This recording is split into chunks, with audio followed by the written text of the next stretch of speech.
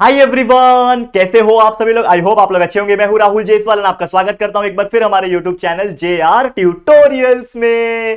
तो दोस्तों, उम्मीद कर रहा हूं अच्छी तरीके से पढ़ाई कर रहे हो। देखो, हमारा 8 स्टैंडर्ड का भी पूरा सिलेबस कंप्लीट है। पूरा साइंस, पूरा maths, history, geography, civics, political science, जो भी आपके सब्जेक्ट है सब कंप्लीट है। तो आप अच्छी तरीके से वीडियोस हमारे चैनल के थ्रू देख सकते हो। पूरा कॉन्सेप्चुअल नॉलेज पढ़ाया हुआ है, lecture by lecture videos available है। तो पढ़ाई करते रहो अच्छी तरीके से, ठीक है। अब दोस्तों, एक और इंपॉर्टेंट चीज है, एक्सरसाइज कॉन्सेप्ट सॉल्यूशन तो हम पढ़ा ही रहे हैं, लेकिन मैं आपको एक और चीज बताना चाहूंगा कि हमारा जो JR ट्यूटोरियल्स का ऐप है दोस्तों, ये लॉन्च हो चुका है। और मैं चाहता हूं कि आप सभी बच्चे जो 8 स्टैंडर्ड में, और ये जो वीडियो आप लोग देख रहे हो, कोई भी बच्चा हो सकता है, हर एक स्टैंडर्ड के लिए हमने कॉमन ऐप बनाया हुआ है। तो प्लीज इस चीज में हमें सपोर्ट करो। स्टार्टिंग से लेके अब तक जो भी आपने डिमांड किया हमने फुलफिल किया है, लेकिन उसमें आप लोग के सपोर्ट के बिना हम कुछ नहीं कर पाएंगे। तो यहां पे जो हमने ऐप बनाया है दोस्तों, इसको आप जाके प्ले स्टोर, सबके फोन में प्ले स्टोर होता है, एंड्रॉइड के फोन में प्ले स्टोर में जाओ, JR ट्यूटोरियल्स टाइप करो और एप्लीकेशन को डाउनलोड कर लो। और उसमें आएगा दो ऑप्शन, रजिस्टर करने का और लॉगिन करने का। तो रजिस्टर पे क्लिक करो, उसमें जो भी डिटेल्स पूछ रहा है, आपका नाम, फोन नंबर, ईमेल एड्रेस जो भी है वो आप डाल दो। पूरा डेटा सिक्योर है,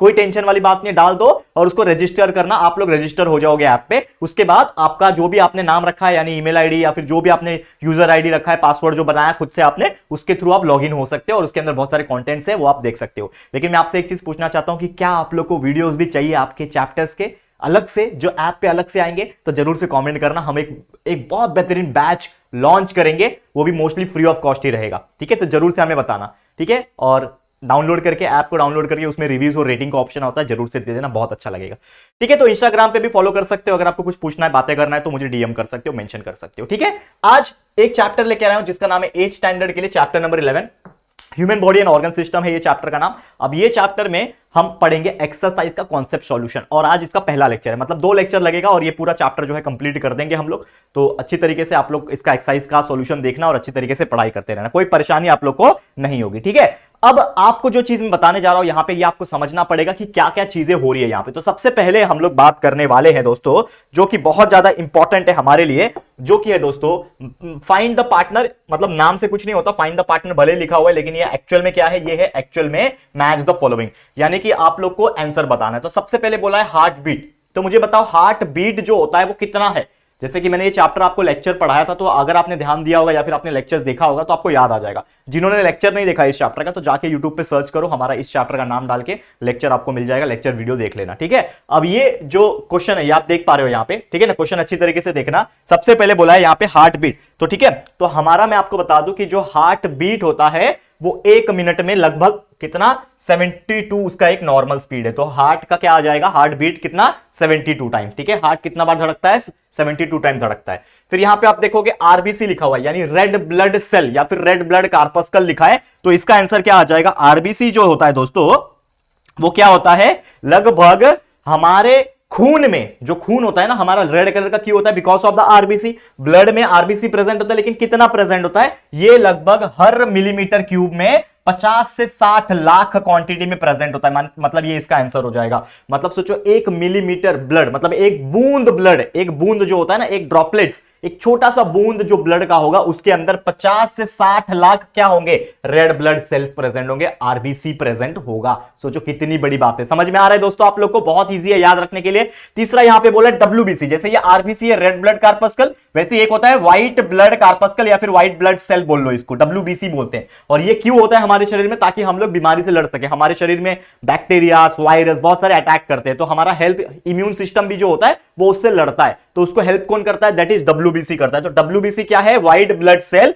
तो ये जो व्हाइट ब्लड सेल है, इसको मैं बता दूं, ये हमारे शरीर के अंदर, खून के अंदर लगभग 5000 से लेके 6000 पर मिलीमीटर क्यूब, यानी 1 मिलीमीटर के अंदर, क्यूब के अंदर, ब्लड के अंदर ये 5000 से लेके 6000 तक प्रेजेंट रहता है। तो ये आपको याद रखना है। तो ये उसका आंसर हो जाएगा, याद रहेगा, बहुत इजी है याद रखना, ठीक है। मैं आपको ये मैच करके दिखा रहा हूं, लेकिन एग्जाम में क्वेश्चन आएगा तो मैच सीधा सीधा लाइन लाइन खींच के नहीं कर रहा है, ये बच्चे लोग करते हैं, तीसरी चौथी वाले। आप लोग उसके सामने आंसर लिखोगे, मतलब हार्ट बीट के सामने क्या लिखोगे, ये लिखोगे 72। आरबीसी के सामने क्या लिखोगे, that is 50 to 60 lakh metre cube. WBC के सामने लिखोगे, ये सामने सामने लिखना है आंसर, पता है ना मैच द फॉलोइंग कैसे लिखते हैं।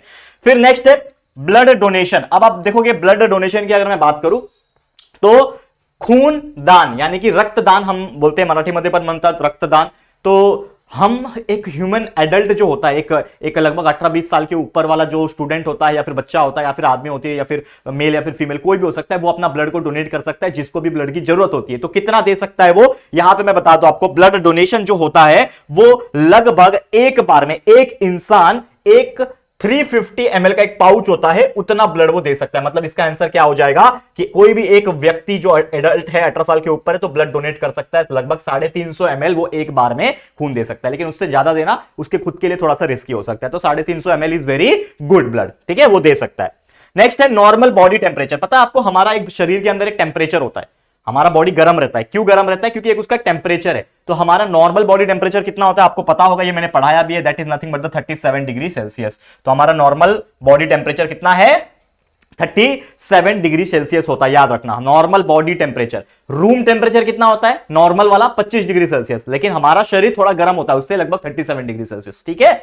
अब नेक्स्ट है पीएच ऑफ ऑक्सीजनेटेड ब्लड। हमारा जो खून होता है ऑक्सीजन सप्लाई करता है तो उसको बोलते हैं ऑक्सीजनेटेड ब्लड। तो उसका pH value, power of hydrogen, यानी कि उसका पीएच वैल्यू कितना होता है? तो वो होता है दोस्तों लगभग 7.4, यानी स्लाइटली क्या होता है? Alkaline in nature. मैंने पढ़ाया हुआ है, बेसिक होता है ना, थोड़ा एसिडिक नहीं होता है। हमारा ब्लड जो होता है, आप टेस्ट करो, थोड़ा नमकीन नमकीन लगेगा। थोड़ा आपने ब्लड को कभी टेस्ट किया है? मतलब ऐसा पियो मत, नहीं तो आप पता चला खून पी रहे हो जगह, वैसा नहीं। मतलब कभी गलती से कुछ चोट लग जाता है तो हम लोग ऐसा माउथ के अंदर डालते हैं, ठीक है ना। तो वो ब्लड का टेस्ट अगर आपने किया होगा तो थोड़ा सा नमकीन नमकीन लगता है। क्यों? क्योंकि it is alkaline in nature, basic in nature होता है। तो उसका पीएच कितना होता है ऑक्सीजनेटेड ब्लड का? 7.4 होता है। ये कुछ चीजें हैं वो आपको याद रखना है। करेक्ट है, बहुत ईजी है, याद रख सकते हो बच्चे लोग। चलो आगे बढ़ जाते हैं, अगले क्वेश्चन के ऊपर जाते हैं, जो कि है दोस्तों क्वेश्चन नंबर 2। अब ये क्या क्वेश्चन पूछा है इसको समझो, देखो बहुत बेहतरीन क्वेश्चन है ये वाला।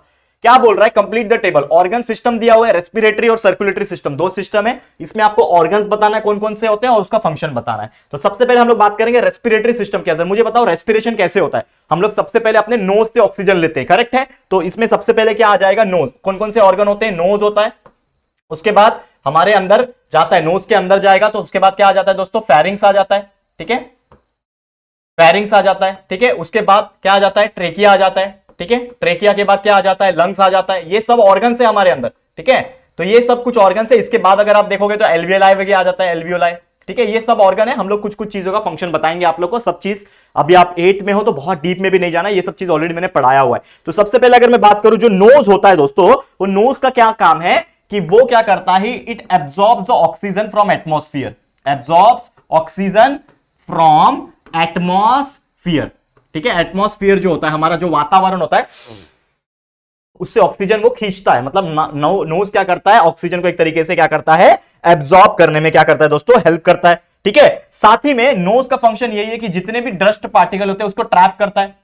डस्ट पार्टिकल जो होते हैं, क्योंकि देखो हमारे नोज में आप देखोगे ना बाल होते हैं, अगर आप ध्यान से देखोगे तो इसमें कोई शर्म वाली बात नहीं है। हमारे नोज के अंदर ना छोटे छोटे बाल होते हैं, हेयर्स होते हैं। वो क्यों होते हैं पता है? उसका रीजन है क्योंकि जब हम ऑक्सीजन लेते हैं तो धूल मिट्टी अंदर जाए तो यहीं पे ट्रैप हो जाए, क्योंकि बाल जो होता है ना वो एक तरीके से फिल्टर जैसा काम करता है, तो धूल मिट्टी को वहीं रोक जाएगा। इसके लिए आपके नाक में कचरा जम जाता है, इसके लिए आप उंगली डाल के उसको साफ करते हो, है कि नहीं? करेक्ट है, करते हैं। इसमें कोई अच्छी मतलब खराब बात नहीं है, अच्छी बात है, साफ करना भी चाहिए, ठीक है।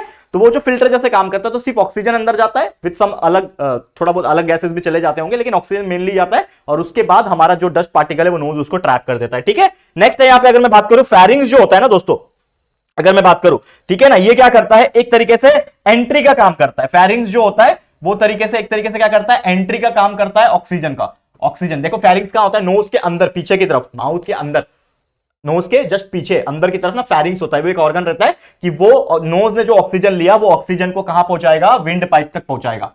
जो हवा की नली होती है ना, विंड पाइप, जो ये है आपकी, ये जो है ना, ये आपकी विंड पाइप है। ये इसोफेगस नहीं है, इसोफेगस इसके पीछे, ये आपका विंड पाइप है, ठीक है। फिर ट्रेकिया करता है, विंड पाइप है एक तरीके से। ये विंड पाइप जो है ट्रेकिया क्या करेगा? ट्रेकिया इसको कहां तक पहुंचाएगा? लंग्स तक पहुंचाएगा, ठीक है। लंग्स का काम क्या है? लंग्स स्टोर करता है, जो भी आपने ऑक्सीजन लिया है उसको स्टोर करेगा। देखो लंग्स में आ गया मेरे ऑक्सीजन, तो लंग्स क्या करता है? स्टोर करता है। और ये एल्वियोलाई जो है ना, ये छोटा छोटा एल्वियोलाई होता है लंग्स के अंदर, जो कि उस जो ऑक्सीजन होता है उसको अपने पास स्टोर करता है और साथ ही में ब्लड के पास उसको कैपिलरीज के थ्रू भेज देता है। ये सब चीज ऑलरेडी मैंने पढ़ाया हुआ है, आप लेक्चर एक बार जाके देख लेना। समझ में आ गया कि क्या ऑर्गन्स होते हैं और क्या इसके फंक्शन होते हैं। ये हो गया हमारा सबसे पहला रेस्पिरेटरी सिस्टम, ठीक है। अब दूसरा जो सिस्टम है वो है दोस्तों सर्कुलेटरी सिस्टम। सर्कुलेटरी सिस्टम मतलब किस में आ जाता है? वो ब्लड में आ जाता है। हमारे शरीर में जो खून होता है वो कंटिन्यूअसली पैर से लेकर सर तक घूमता रहता है, कंटिन्यूअस फ्लो होता रहता है। आप कहीं पे भी आप एक ब्लेड लेके कट करोगे तो आपका ब्लड आएगा। क्यों? क्योंकि वो ब्लड घूमता ही रहता है, सर्कुलेट होता रहता है। लेकिन करना मत cut, don't try this at home.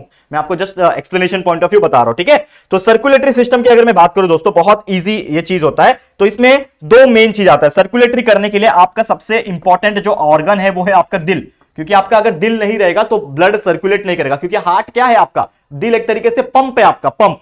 जैसे मोटर पंप होता है, पानी आया तो मोटर चालू किया, पंप क्या करता है, पानी को खींचता है और सप्लाई करता है पाइप के थ्रू। वैसे आपका दिल है एक तरीके से पंप, जो बार बार धड़कता रहता है, लब डब करता रहता है, जिसके वजह से कंटिन्यूअसली ब्लड सप्लाई होता है। तो एक है आपका हार्ट, और दूसरा जो एक और बहुत इंपॉर्टेंट ऑर्गन है इसमें, जो कि है दोस्तों आपका पाइप, यानी कि ब्लड वेसल। क्योंकि अगर पाइप नहीं रहेगा तो आपका खून घूमेगा कैसे, तो ब्लड वेसल्स के थ्रू पूरे शरीर में घूमता है। तो हार्ट क्या करता है, एक तरीके से ये जो है मेन ऑर्गन रहता है, एक तरीके से पंप जैसा काम करता है, जो कि ब्लड को क्या करता है, सर्कुलेट करने में हेल्प करता है। और जो ब्लड वेसल्स है ये एक तरीके से पाइप जैसा काम करता है, जो पूरे बॉडी में क्या होता है, घूमता है, सर्कुलेट करता है, ठीक है। पूरे बॉडी में ब्लड जो है ब्लड वेसल्स के थ्रू क्या करता है दोस्तों, सर्कुलेट करता है, ठीक है। समझ में आ गया। एक क्लोज सिस्टम जैसा काम करता है, एक क्लोज पाइप जैसा काम करता है। क्लोज सिस्टम जैसे पाइप होता है ना, क्लोज होता है ना, खाली उसका एक साइड से ओपन, दूसरे साइड से ओपन, बाकी पूरा क्लोज होता है, तो उस प्रकार काम करता है। तो ये है उसका कुछ इंपॉर्टेंट, देख लो, इसको स्क्रीनशॉट ले सकते हो। वैसे मैंने देखो, ये जो मैं लिखाता हूं ये प्रॉपर आंसर नहीं लिखाता हूं, ये मैं एक्सप्लेनेशन पॉइंट ऑफ व्यू बताता हूं। आपको तो खुद का एक आंसर बनाना पड़ेगा, लेकिन आपने ये चीज अगर देख लिया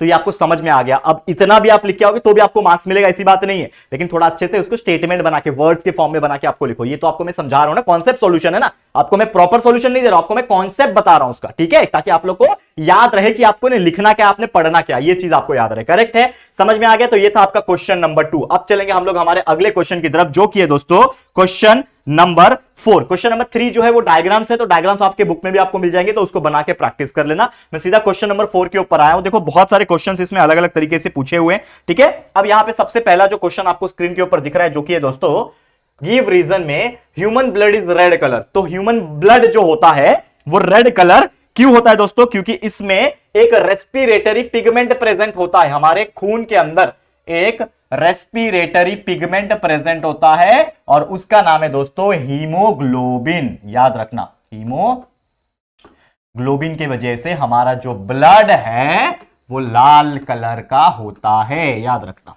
ठीक है। याद रहेगा, बहुत सिंपल सा डेफिनेशन है। तो ह्यूमन ब्लड रेड कलर क्यों होता है? क्योंकि इसमें हीमोग्लोबिन प्रेजेंट होता है। करेक्ट है, ये बहुत इजी है, याद रख सकते हो। तो देखो ऐसे आंसर्स आपको खुद से बनाने पड़ेंगे। अगर आपको कुछ याद नहीं आ रहा, समझ लो आपने लर्न नहीं किया तो आपको याद नहीं आ रहा, तो आप इतना भी लिख के आओगे कि ये रेड कलर इसलिए होता है because of respiratory pigment haemoglobin, जो कि एक तरीके से रेड कलर प्रोवाइड करता है और हमारा ब्लड को सर्कुलेट भी करता है, एक तरीके से आप बोल सकते हो, ठीक है। तो ये सब चीजें आपको याद रखनी है दोस्तों, बहुत अच्छी तरीके से आप लोग को याद रखनी है, आपको ये याद हो भी सकता है। अगला जो है इंपॉर्टेंट क्वेश्चन, जो कि है upward and downward movement of diaphragm occurs consecutively, ठीक है ना। देखो ये वर्ड बहुत हार्ड है, कंसेक्यूटिवली, ठीक है। अब इसका मतलब क्या होता है समझो। देखो ये क्या बोला, डायफ्रागम। डायफ्रागम मतलब क्या है पता है? आपका लंग्स जो होता है, ये जो लंग्स है, दो लंग्स, ये लंग्स के बीचों बीच ना एक ऐसा ऑर्गन है, आपने देखा होगा। ये आपका ट्रेकिया आ रहा है, समझ लो इस प्रकार से, ये आपका ट्रेकिया है, यहां पे आपका एक लंग्स है और यहां पे आपका एक लंग्स है, ये आपने देखा है। अब ये लंग्स में ना ये एक पोर्शन होता है जो कनेक्टेड होता है, और ये क्या होता है, ये होता है आपका डायफ्रागम। क्या होता है? डायफ्रागम। आप डायग्राम जाके देखो, आपके बुक में आपको मिलेगा, ये होता है डायफ्रागम। तो जब भी हम लोग ऑक्सीजन लेते हैं तो आपका लंग्स फूल जाता है, क्योंकि ऑक्सीजन भर गया इसके अंदर, तो लंग्स फूल गया। अब फूल गया तो ये क्या हो जाएगा, एक तरीके से क्या हो जाएगा, रिलैक्स हो जाएगा, फूल जाएगा। लेकिन जैसे आपने ऑक्सीजन छोड़ दिया तो ये क्या हो जाएगा, कॉन्ट्रैक्ट हो जाएगा, कम हो जाएगा। तो जैसे आप ऑक्सीजन लोगे तो भर जाएगा, तो क्या हो गया, रिलैक्स, फिर कॉन्ट्रैक्ट, रिलैक्स, कॉन्ट्रैक्ट। तो बार बार आपका जो डायफ्रागम है वो क्या करता है, अपवर्ड एंड डाउनवर्ड जो मूवमेंट होता है। क्यों करता है? क्योंकि इसके अंदर क्या होता है, एक ऐसा ऑर्गन, मतलब एक ऐसा ऑर्गन प्रेजेंट है, यानी लंग्स जो प्रेजेंट है, तो लंग्स क्या करता है, बार बार एक्सपांड होता है, ठीक है, और फिर रिलैक्स होता है, जिसके वजह से आपका डायफ्रागम भी ऊपर नीचे होता रहता है। करेक्ट है। और ये रिब केज भी मतलब एक तरीके से उसके ऊपर प्रेजेंट है, ताकि उसको प्रोटेक्ट कर सके, ठीक है। अब तीसरा यहां पे देखोगे, जो कि पूछा है, blood donation is considered to be superior of all donation. मतलब मुझे एक बात बताओ कि जैसे हम लोग बोलते हैं ना कि यार हमें कभी भी कुछ गरीब लोग दिखे तो दान करना चाहिए, पैसे देने चाहिए, मदद करनी चाहिए, कुछ खाना खिला देना चाहिए। लेकिन सबसे ज्यादा जो दुनिया में, पूरे दुनिया में जो सबसे ज्यादा इंपॉर्टेंट दान जो है ना माना जाता है वो है आपका ब्लड डोनेशन। क्योंकि समझ लो कि किसी का एक्सीडेंट हो गया, ब्लड बहुत बह गया, किसी का कुछ ऐसा प्रॉब्लम हो गया, खून की कमी हो गई, तो वो टाइम पे जो खून की मदद करता है मतलब उससे उस इंसान की जान बच सकती है। और अगर आप किसी की जान बचा सकते हो तो वो दान को सबसे सर्वश्रेष्ठ दान माना जाता है। और इसीलिए blood donation is considered as the one of the most superior क्या है, इंपॉर्टेंट डोनेशन। ठीक है, समझ में आ गया? तो इसको भी आप अपने मन से बना के लिख सकते हो। वैसे आपको आंसर्स तो मिल ही जाएंगे आपके सिलेबस पॉइंट ऑफ व्यू या फिर आपके जो भी स्कूल्स में लिखाया जा रहा है उसको आप अच्छी तरीके से रन कर लो, लेकिन इसका कॉन्सेप्ट क्या है वो आपको समझ में आ गया होगा। ठीक है, अगला यहां पे बात करेंगे यहां पे जो कि है person with O blood group is considered as the universal donor. क्योंकि जैसे मैंने आपको बताया था कि जो ओ ब्लड ग्रुप जो होता है दोस्तों, ओ ब्लड ग्रुप जो होता है ये यूनिवर्सल डोनर क्यों कहा जाता है? क्योंकि ये जो इंडिविजुअल है ना वो हर एक अदर ब्लड ग्रुप जो होता है, आपको पता है कितने ब्लड ग्रुप होते हैं? ए होता है, बी होता है, ए बी होता है और ओ होता है। लेकिन ये जो ओ वाला जो ब्लड ग्रुप होता है ये बाकी तीनों को भी अपना ब्लड को डोनेट कर सकता है। ठीक है, ए वाला ए को ही दे सकता है, बी वाला बी को ही दे सकता है, एक तरीके से ऐसा होता है ना, ए बी वाला ए बी से ले सकता है। लेकिन ये ओ वाला जो है ये बाकी तीनों को ए बी और खुद को भी दे सकता है। तो इसीलिए इसको क्या कहा जाता है? यूनिवर्सल डोनर, मतलब सभी को देगा, ये एकदम सबका कल्याण होगा, सबका विकास होगा, वैसा वाला है। ठीक है, इसके लिए इसको यूनिवर्सल डोनर कहा जाता है। And last but not the list question जो है हमारा, जो कि है दोस्तों कि food must have limited amount of salt, मतलब फूड में ना बहुत कम सॉल्ट जो है वो डालना चाहिए। ठीक है, तो क्या होता है ना, देखो अगर बहुत ज्यादा सॉल्ट रहेगा, एक्सेसिव मतलब बहुत ज्यादा अगर आप खाने में नमक डालते हो तो इसके वजह से क्या होता है, नमक जो होता है वो वाटर को होल्ड करने का कैपेबिलिटी रखता है, वाटर को होल्ड करता है। और जहां पे वाटर को होल्ड करेगा तो बहुत ज्यादा आपके इंटरनल ऑर्गन्स में, आपके स्टमक में, आपके हाथ में, पैर में दिक्कत आने लगेगी। इसके लिए हमें नमक जो है वो कम खाना चाहिए, जिसके वजह से आपको बहुत ज्यादा प्रॉब्लम हो सकती है। एडिमा करके एक बीमारी है वो भी आपका हो सकता है। और ठीक है ना, और जब भी आप ज्यादा सॉल्ट खाओगे तो आपका जो ब्लड प्रेशर होता है वो भी इंक्रीज हो जाता है। ठीक है, ब्लड प्रेशर भी इंक्रीज हो जाता है। तो ये सब ना हो इसीलिए हमारे खाने में हमेशा नमक बराबर होना चाहिए, मतलब बहुत ज्यादा नहीं होना चाहिए। बहुत कम रहेगा तो आपको टेस्ट ही नहीं आएगा, तो बहुत ज्यादा नहीं होना चाहिए, लेकिन कम रहेगा चल जाएगा। लेकिन मैं सोचता हूं कि नमक एकदम बराबर हो, बराबर मतलब बराबर से थोड़ा कम ही हो, क्योंकि ज्यादा नमक नहीं खाना चाहिए। और हमेशा मैंने नोटिस भी किया है, बहुत लोगों को बोला भी है कि आप जब भी स्पाइसी खाना खाते हो तो नमक हमेशा कम रखो, या फिर खुद से भी घर में बनाते हो तो नमक कम रखो। क्यों? क्योंकि आपको बहुत सारी बीमारियां उससे हो सकती है। करेक्ट है, समझ में आ गया? तो इसी के साथ हमारा ये जो क्वेश्चन नंबर 4 है ये कंप्लीट होता है। और इसी के साथ ये जो एक्सरसाइज कॉन्सेप्ट सॉल्यूशन का जो आज पहला लेक्चर है इस चैप्टर का ये होता है कंप्लीट। अब इसके अंदर जो भी बचे हुए क्वेश्चन है, ऑड मैन आउट बचा है, फिल इन द ब्लैंक्स बचा हुआ है, डिफरेंस बिटवीन बचा हुआ है, ये सभी चीज भी हम लोग पढ़ेंगे हमारे अगले लेक्चर में, यानी कि लेक्चर नंबर 2 में। तो आप लोग बस इंतजार करना, ये चैप्टर का ऑर्गन सिस्टम का अगला जो लेक्चर आएगा एक्सरसाइज कॉन्सेप्ट सॉल्यूशन का लेक्चर नंबर 2, इसको हम लोग पढ़ेंगे। और ये पूरा एक्सरसाइज कॉन्सेप्ट सॉल्यूशन हमारा अगले लेक्चर में खत्म हो जाएगा। कंटिन्यूस वीडियो बन रहा है तो टेंशन की बात नहीं है, हर दिन आपको वीडियो मिल रहा होगा। ठीक है, तो वीडियो समाप्त होता है। ये वीडियो आपको कैसा लगा प्लीज कमेंट करके जरूर से बता देना। वीडियो पसंद आए तो प्लीज वीडियो को लाइक कर देना, अपने दोस्तों के साथ जितना हो सके शेयर कर देना। और अगर पहली बार आए हो चैनल पे, चैनल को अभी तक सब्सक्राइब नहीं किया है तो फटाफट से हमारे चैनल को सब्सक्राइब भी कर देना। ठीक है दोस्तों, तो जल्दी मिलेंगे हमारे एक और न्यू वीडियो में, तब तक के लिए thank you and good bye.